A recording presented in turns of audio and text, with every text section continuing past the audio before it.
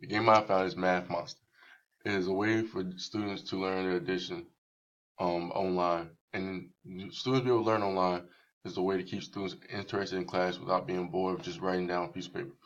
Through this game, students can compete and see who can learn the math the fastest. By using this app, you can go up by ones to find out how much to add by. You can start by adding by 1. Then you start adding a number by 2, then by 3, by 4, all the way up to 10. This is a fun way for students to stay activated and compete with each other. You start using the game by you picking a number that you want to add by.